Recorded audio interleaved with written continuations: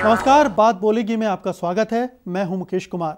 शुभा मुद्गल देश की प्रतिष्ठित शास्त्रीय गायिका हैं और पॉप म्यूजिक के मैदान में भी उन्होंने झंडे गाड़े हैं। मगर उनका इतना परिचय काफ़ी नहीं होगा क्योंकि वे संगीत की दुनिया में ही बहुत कुछ करते रहती हैं। मसलन गायकी में तरह तरह के प्रयोग करती हैं और संगीत तथा साहित्य के रिश्तों को मजबूत बनाने के लिए कोशिशों में मुब्तला रहती हैं। वे एक ऐसी गायिका हैं जो एकांत में संगीत साधना भर नहीं करती बल्कि जीवन की हलचलों से भी जुड़ती हैं, जैसा कि गुजरात के दंगों का विरोध करके उन्होंने जताया था।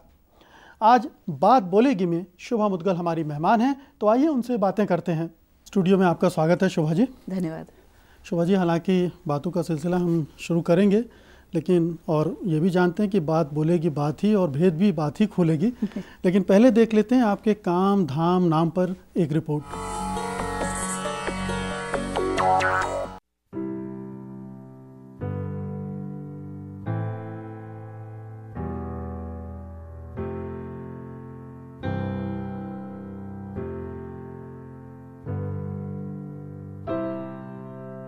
ऐसे कितने लोग होते हैं जो संगीत की सारी विधाओं के महारथी होते हैं।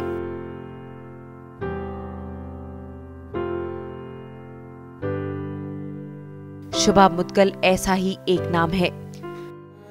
शास्त्रीय संगीत हो या सुगम संगीत, लोक संगीत हो या पॉप संगीत, शुभा मुद्गल ने हर फन में धूम मचाई है।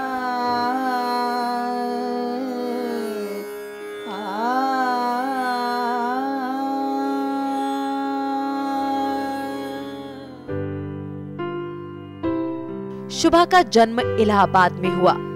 बचपन से ही उन्हें कला का माहौल मिला। पंडित रामाश्रय झा ने उन्हें संगीत की इबारत सिखाई तो नैना देवी और कुमार गंधर्व ने उनके संगीत में परंपरा और प्रयोग की मिठास घोली। सतगुरु साहिब जब मेहर करी तब ज्ञान का दीपक बारह जी। बदलते वक्त के साथ शुभा ने अपने को भी बदला। शास्त्रीय संगीत की महफिलों में उनकी मौजूदगी से गरिमा बढ़ती है तो उनका पॉप संगीत जवां दिलों की धड़कनें तेज कर देता है। अपनी मर्जी और शर्तों पर शुभा मुद्गल ने फिल्मों में गाने से भी परहेज नहीं किया। शुभा मुद्गल एक बेहतरीन कलाकार हैं। उनका संवेदनशील मन वक्त की रफ्तार के साथ भागता है, लेकिन अतीत की छूट रही चीजों की कसक भी उनके भीतर है। वे अपने चाहने वालों को निराश नहीं करती। शुभा के प्रशंसक भी उन्हें बेपनाह चाहते हैं।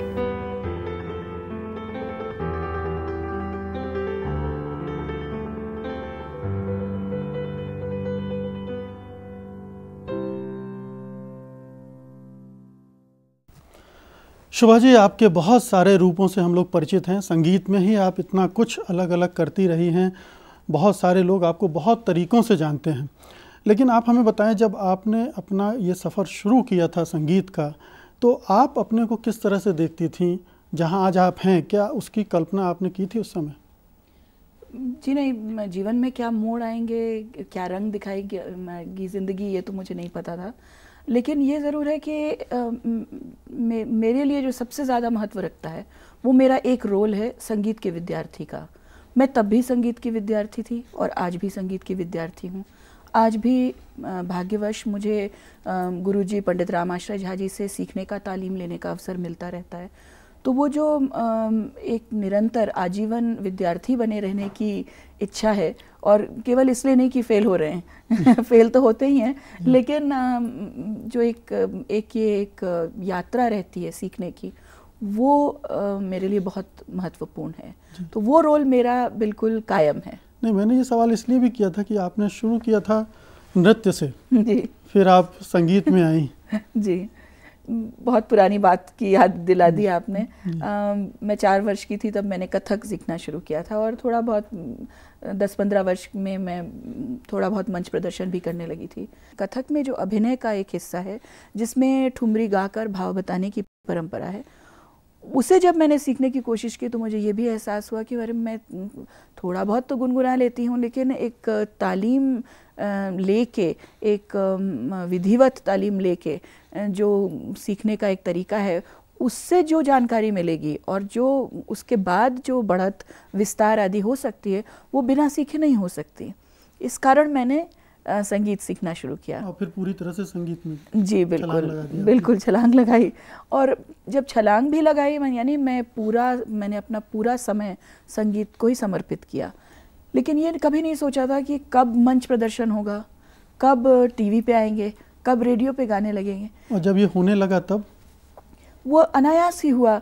आप तो जानते हैं कि शास्त्रीय संगीत में एक ऐसा कोई कोई दीक्षांत समारोह नहीं होता, या आप रोज़ सीखने जाते हैं और एक दिन गुरुजी कहते हैं कि अच्छा चलो तानपुरे पे बैठ जाओ और कुछ गवा देते हैं, या कोई बड़ा कलाकार आ रहा है उसके पहले 5 मिनट आपको मिल जाते हैं कुछ सुनाने के लिए, और उनकी इजाज़त से आप मंच प्रदर्शन करना शुरू करते हैं। वैसा ही मेरे साथ हुआ। जब पहली बार मंच पर आप आई थी जी, क्या रिस्पांस था लोगों का, और फिर उसके बाद कैसा महसूस किया था आपने? पहली बार तो इलाहाबाद जो मेरा जन्म स्थान है वहीं पे गाने का अवसर मिला मुझे, और लोगों ने पसंद भी किया। लेकिन जब घर वापस आए तो मेरी माँ ने कहा कि भाई देखो ऐसा ज़्यादा फूल के कुप्पा मत हो जाओ क्योंकि ये सब तो तुम्हारे अपने ही हैं, ये तो तुम्हारी तारीफ़ करेंगे कि तुम उनकी अपनी हो, वो कहेंगे लाड़ में तुमसे कि अच्छा गाया, लेकिन जब तुम बाहर जाके इलाहाबाद के कुछ करो तब तुम्हें समझ में आएगा कि तुम्हारा स्थान क्या है, तुम्हारा स्टेटस क्या है। अभी तो तुम सोच रहे हो कि हम 30 मार खाएं, लेकिन बाहर जाके देखो। तो फिर ये सिलसिला शुरू हुआ कि बाहर कहाँ जाएं, दिल्ली जाएं, बम्बई जाएं। पहली बार आपने गाया था वो क्या था, याद है अभी आप? जी बचपन में तो एक भजन मेरी माँ ने मुझे गवाया था, ठुमक चलत रामचंद्र, जो डीवी पलुस्कर जी की आवाज़ में बहुत सुंदर तुलसीदास जी का भजन रिकॉर्ड किया था उन्होंने। वो मेरी माँ ने मुझे सिखा के सबसे पहली बार एक कंपटीशन में गवाया था। जी, लेकिन एक शास्त्रीय गायिका के रूप में जब आप पहली बार मंच पर उतरी जी, तब आपने क्या गाया था, वो गा कर बताइए। गुरुजी की एक बंदिश है पंडित रामाश्रय झा जी की, बिहाग में, तो विलंबित द्रुत गाया था। मैं आपको द्रुत की रचना थोड़ी सी सुनाती हूँ। दुर्गे महारानी, दुर्गे महारानी, जगत जननी, सकल दुख हरनी, देवी दुर्गे महारानी, दुर्गे महारानी। वाह क्या बात है शोभा जी, आपकी आवाज़ एक अलग तरह की आवाज़ है।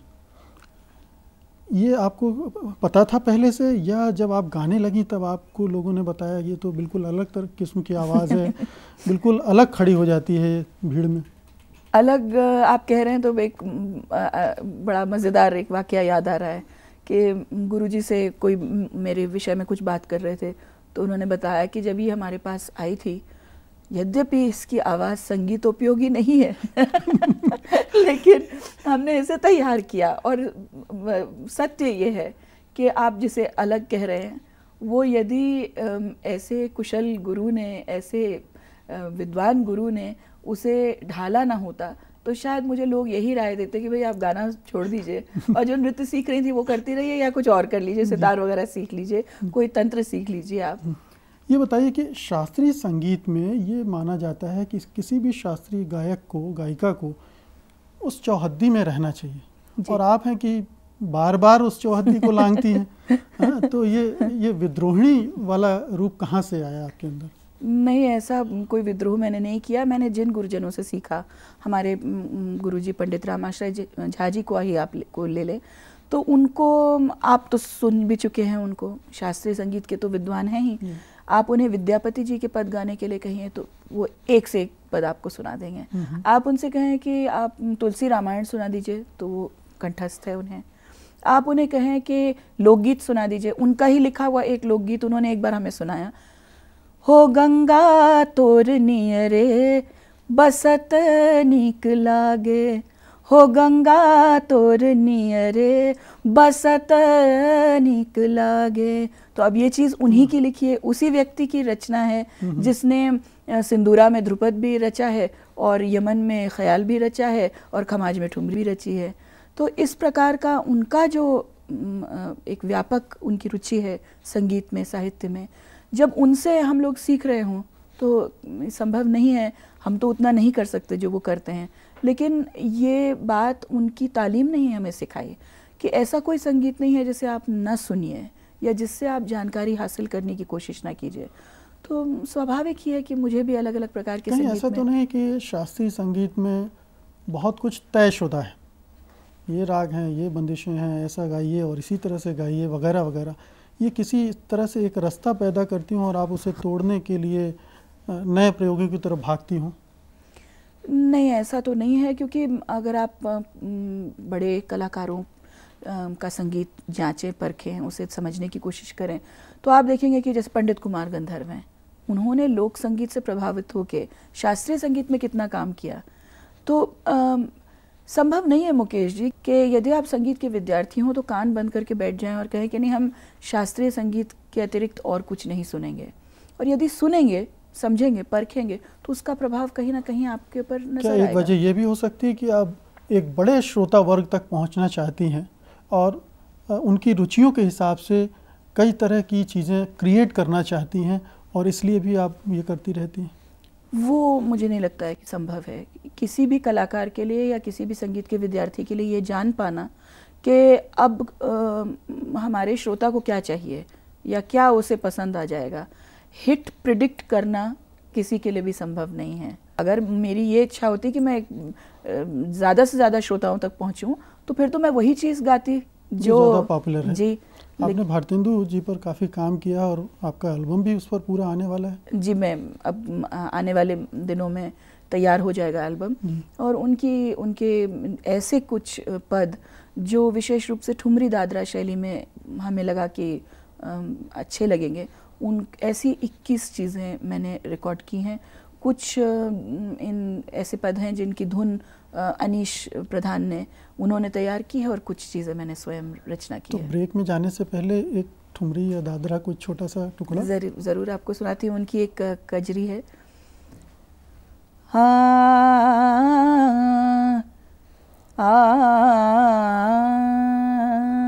सखी चलोरी कदम्ब तरे छोड़ काम धाम, सखी चलोरी कदम्ब तरे छोड़ काम धाम, जहाँ रामक हिंडोरे झूले राधा घन श्याम, सखी चलोरी कदम्ब तरे छोड़ काम धाम। क्या बात है। बताइए, बहुत सारे लोगों को पता ही नहीं होगा कि भारतेंदु हरिश्चंद्र जी ने ये सब भी लिखा है और इसे इस तरह से गाया भी जा सकता है।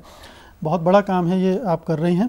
बहरहाल बातों ही बातों में बहुत सारी बातें उजागर हो रही हैं शोभा जी, और बातों का ये सिलसिला हम जारी रखेंगे, लेकिन फ़िलहाल एक छोटा सा ब्रेक देना पड़ेगा बातों को। हम फ़ौरन लौटते हैं, आप कहीं मत जाइए।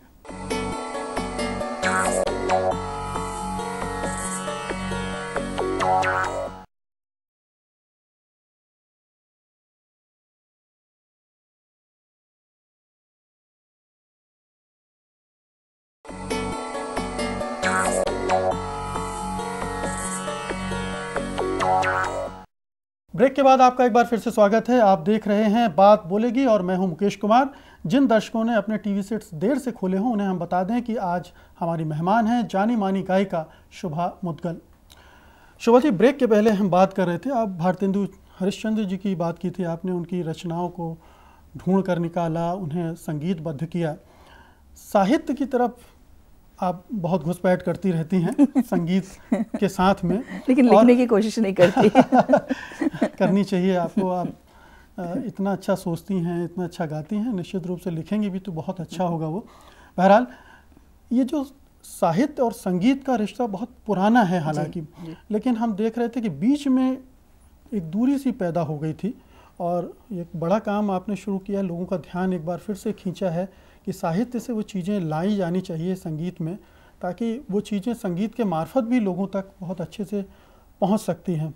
तो इस काम के बारे में बताइए ज़रा।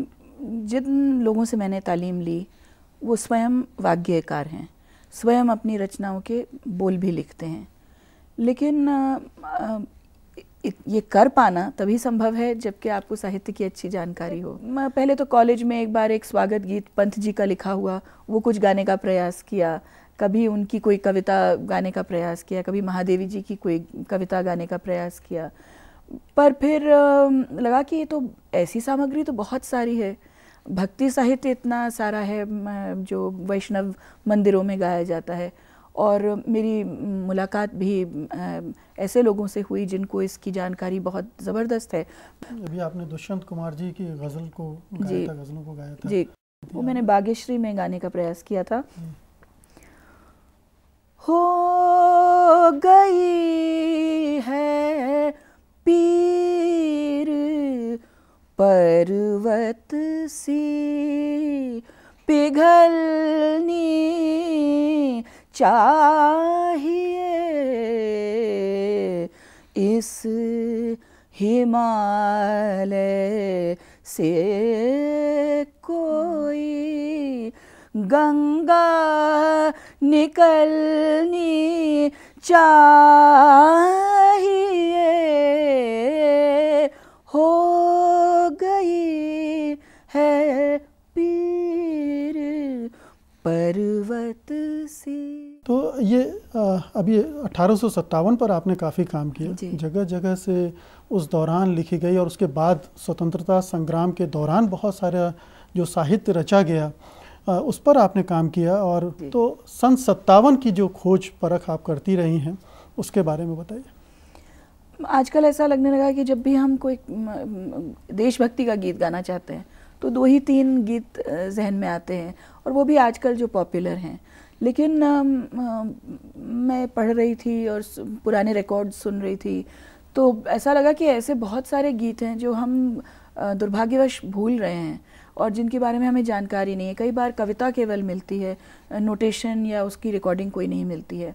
और अमृतलाल नागर जी की जो किताब है ये कोठे वालियाँ, उसमें तो एक विद्याधरी बाई ने जो एक गीत गाया था उसके विषय में जो उन्होंने लिखा है वो तो पढ़ के हम लोग सब ऐसे दंग रह गए, अनीश और मैं तो बिल्कुल दंग रह गए कि उन्होंने कहा है कि विद्याधरी जी ने कहा है कि उनको गांधी जी ने कहा कि आप जब रियासतों में जाके अपना कार्यक्रम करती हैं, प्रस्तुति करती हैं तो उसमें अंग्रेज़ के ख़िलाफ़ भी कुछ आप गाइए।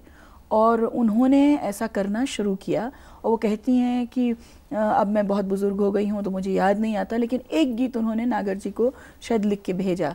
अब उसके जो बोल हैं वो तो हमारे सामने थे, लेकिन ये नहीं पता था कि किस धुन में उन्होंने गाया क्योंकि उसकी कोई रिकॉर्डिंग नहीं है।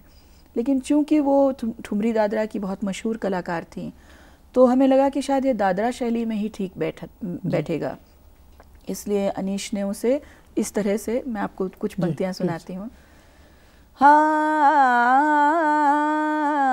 चुन चुन के फूल ले लो अरमान रह न जाए, चुन चुन के फूल ले लो अरमान रह न जाए, ये हिंद का बगीचा गुलजार रह न जाए, ये हिंद का बगीचा गुलजार रह न जाए। ऐसा उन्होंने तैयार किया। बहुत खूब, बहुत खूब शोभा जी, आपने उस ज़माने की इस कविता को एक नए संदर्भ में जो प्रस्तुत किया। और मैंने तो आपको जब आप रिकॉर्ड कर रही थी तब भी सुना था ये, और रोंगटे खड़े करने वाला गीत है ये भी कि तवायब भी किस तरह से स्वतंत्रता संग्राम में अपनी तरह से योगदान दे रही थी। बहुत ज़बरदस्त जी। और अब फिर से वक्त हो चला है एक छोटे से ब्रेक का। हालांकि बात निकली है तो बहुत दूर तलक जाएगी और बातों का ये सिलसिला हम आगे बढ़ाएंगे, लेकिन फ़िलहाल एक छोटा सा ब्रेक।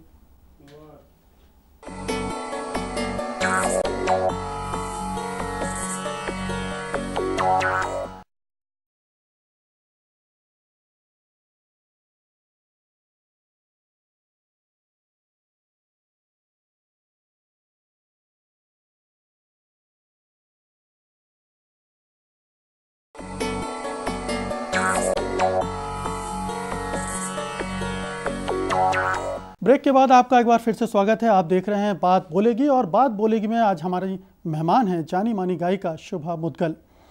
शुभा जी, आज अगर हम टीवी चैनलों को देखें और जिस तरह के रियलिटी शोज़ उसमें चल रहे हैं, उनको देखने के बाद लोगों को ये गुमान होता है कि हमारे यहाँ संगीत की भयानक पैदावार हो रही है, संगीतज्ञों की, गायकों की, टैलेंट भरा पड़ा है। क्या आपको भी ऐसा लगता है ये टैलेंट है या नकलचियों की बारात है? आवाज़ें तो बहुत सुंदर हैं इस देश में, इसमें कोई संदेह नहीं। बच्चे हों या जो युवा कलाकार जो हम सुनते हैं, तो वास्तव में आवाज़ें तो बहुत खूबसूरत हैं, लेकिन एक कलाकार के लिए महज ये काफ़ी नहीं कि एक अच्छी आवाज़ हो। अच्छी आवाज़ हो तो एक प्लस पॉइंट है, लेकिन उसके अतिरिक्त आपको सीखना बहुत आवश्यक है, संयम से सीखना, और रियाज, तालीम इत्यादि जानकारी, ये सब बहुत ज़रूरी हैं। और आपने जो एक शब्द का इस्तेमाल किया, नकल, हम बार बार लोगों को बाध्य कर रहे हैं कि वो नकल करें। अगर वास्तव में एक अच्छा गायक ढूंढना है तो उसके साथ साथ आपको एक अच्छा कंपोज़र, एक अच्छा गीतकार, अच्छा अरेंजर ये भी चाहिए।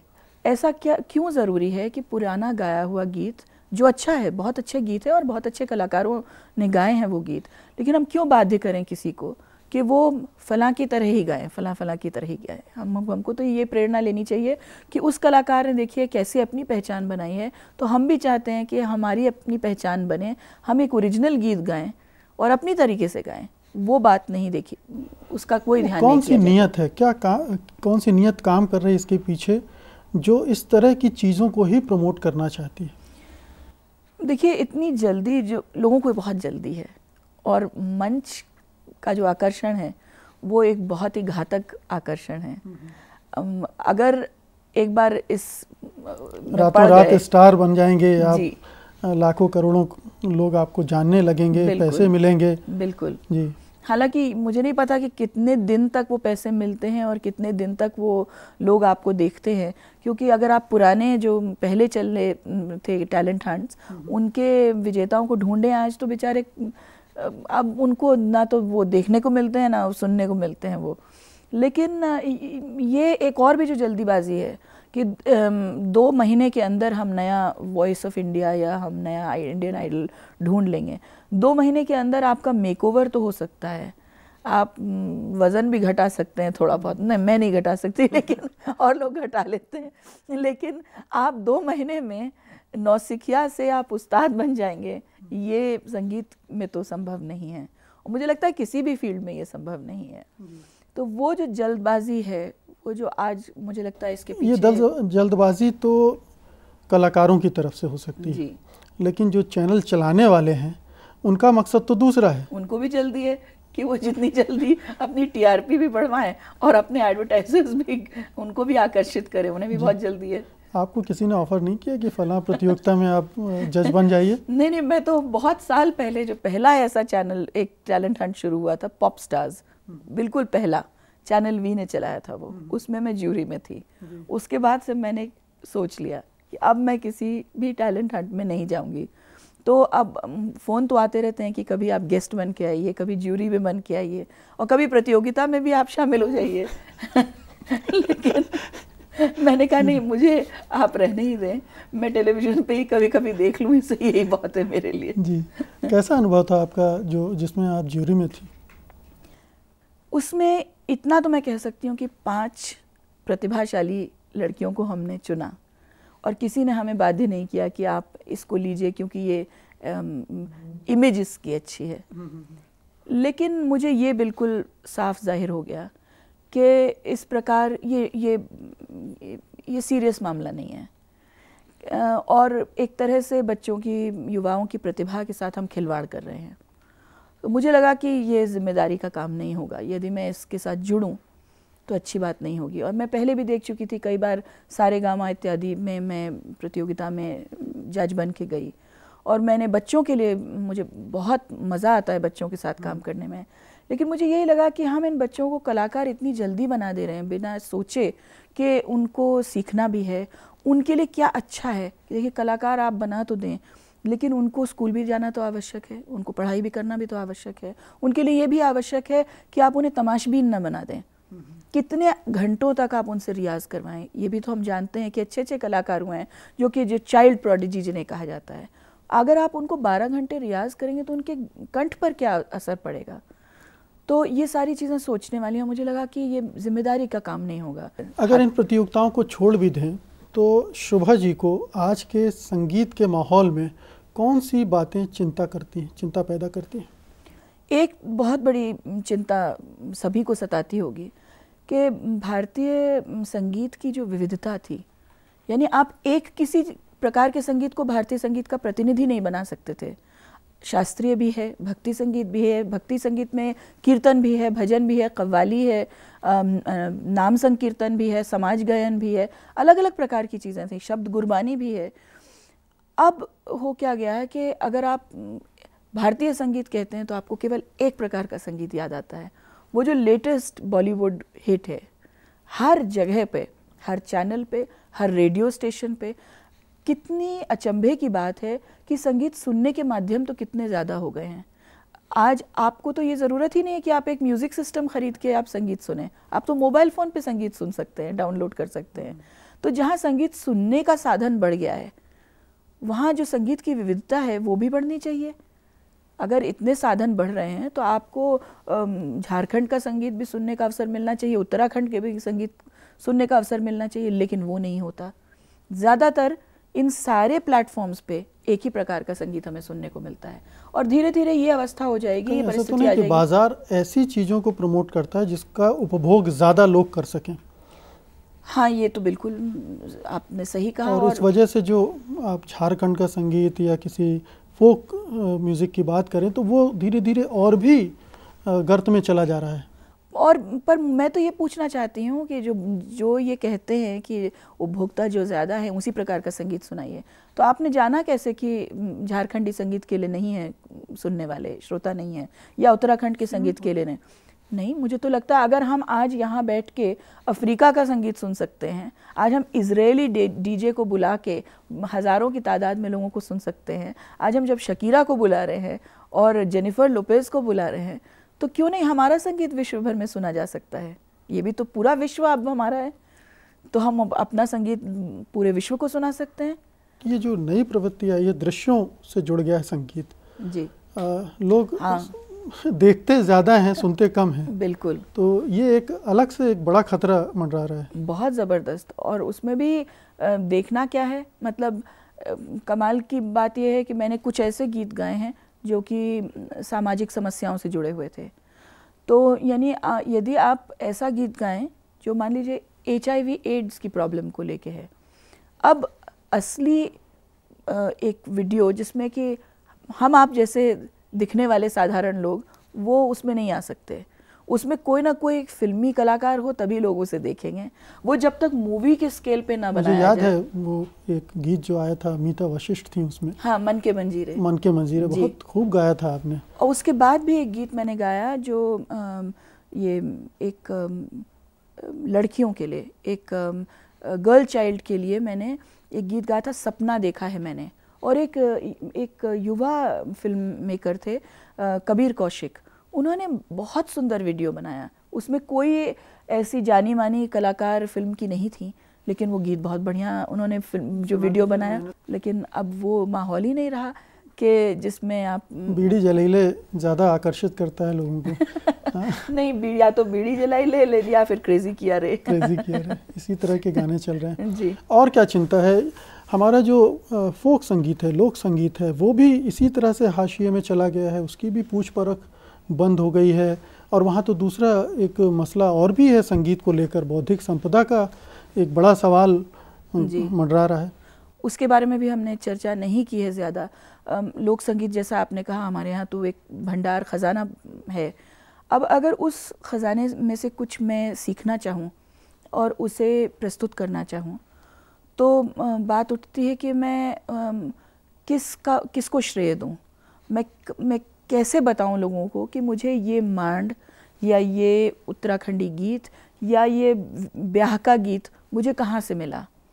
और अगर वो एक कम्युनिटी का एक नॉलेज है, मान लीजिए एक राजस्थानी गीत है, मान लीजिए वो लंगा या मंगनियार जो गायक हैं उनकी संपदा है, तो मैं उस पूरी कम्युनिटी को किस तरह से मैं उनको क्रेडिट दूं। या जो भी मैं उनको एक नजराना देना चाहती हूँ तो मैं पूरी कम्युनिटी को कैसे दूँ, इस बारे में हमने सोचा नहीं है। और हम कह देते हैं कि ये पारंपरिक है और पारंपरिक के नाम पे कुछ भी हो जाता है। और मुझे तो डर ये है कि जब विदेशी डीजे यहाँ के किसी गीत, लोकगीत को लेके बुद्धा बार जैसे कलेक्शन के लिए गीत बनाता है तो वो उसके नाम से रजिस्टर हो जाता है। तो कल यदि मैं वो गीत गाना चाहूँ तो शायद मुझे उसे रॉयल्टी देनी पड़ेगी या उससे परमिशन लेनी पड़ेगी कि मैं ये भारतीय गीत गाऊं या गा सकती हूँ या नहीं, इसके लिए मुझे अनुमति उससे लेनी पड़ेगी। और मुझे लगता है ये बहुत बड़ा मसला है। शोभा जी, बीच में आपने कुछ अच्छे एल्बम दिए थे और बहुत ही सुरीले गाने थे, आली मोरा अंगना हो, फिर सीखो ना नैनों की भाषा, उसके बाद बंद कर दिया आपने। क्या आपको कहीं ऐसा लग रहा था कि कहीं मुझे लोग इसी तरह से ब्रांड ना कर दें?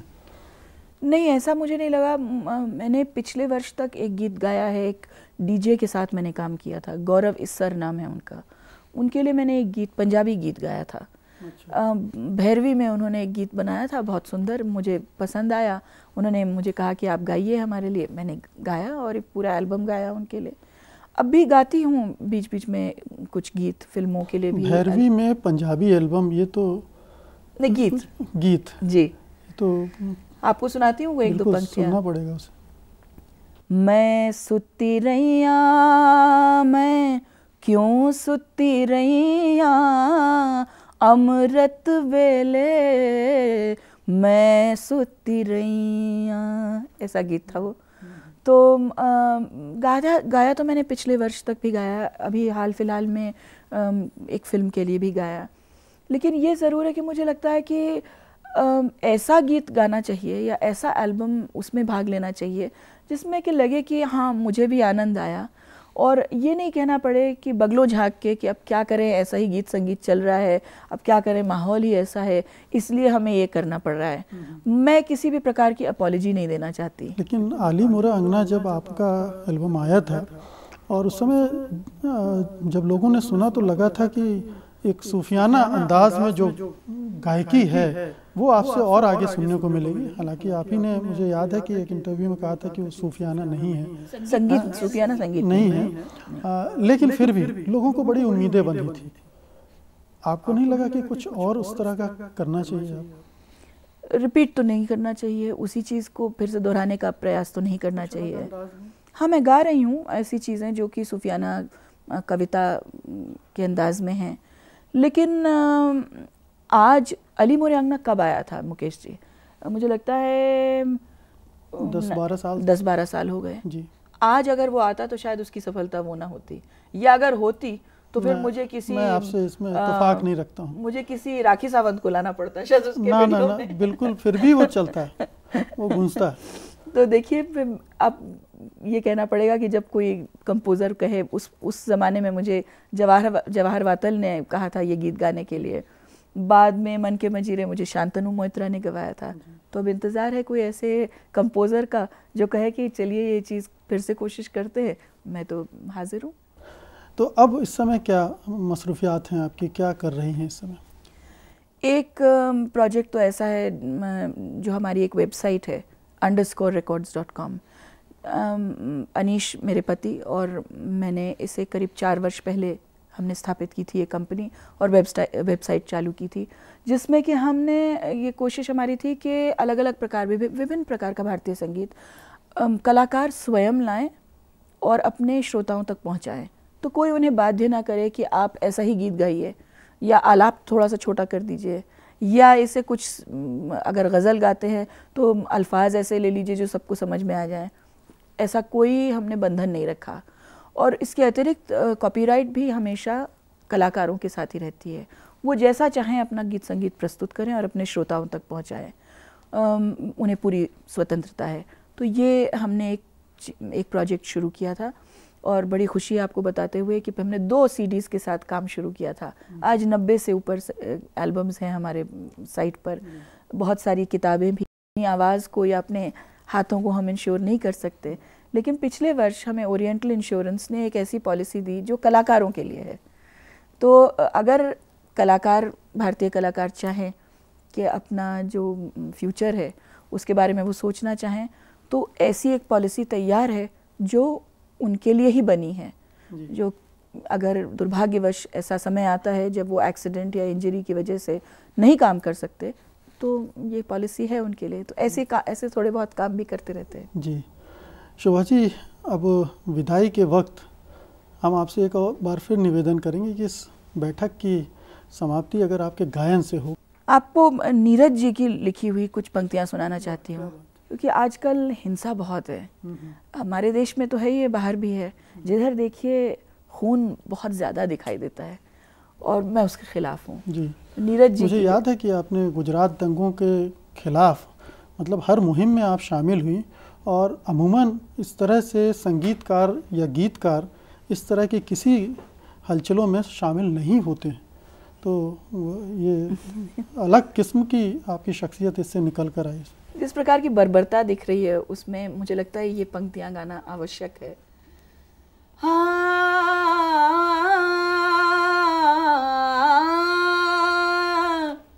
अब तो मजहब कोई ऐसा भी चलाया जाए, अब तो मजहब कोई ऐसा भी चलाया जाए जिसमें इंसान को इंसान बनाया जाए। अब तो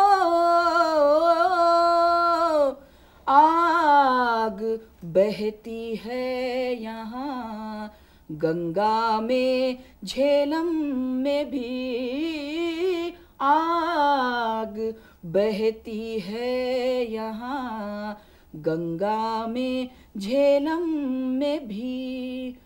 कोई बतलाए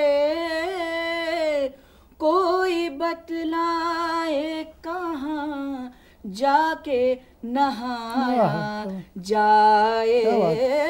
अब तो मजहब कोई ऐसा भी चलाया जाए, अब तो क्या बात है शोभा जी, आपने बता दिया कि संगीत के माध्यम से भी एक्टिविज़म हो सकता है, संगीत के माध्यम से भी सामाजिक क्षेत्र में हस्तक्षेप किया जा सकता है, और आप ये बार बार रेखांकित भी करती रही हैं। बहुत बहुत शुक्रिया आपका, आप इस स्टूडियो में तशरीफ़ लाएँ और आपने जमकर बातें की हमारे साथ बात बोलेगी में। बहुत बहुत शुक्रिया आपका। आपका बहुत बहुत धन्यवाद।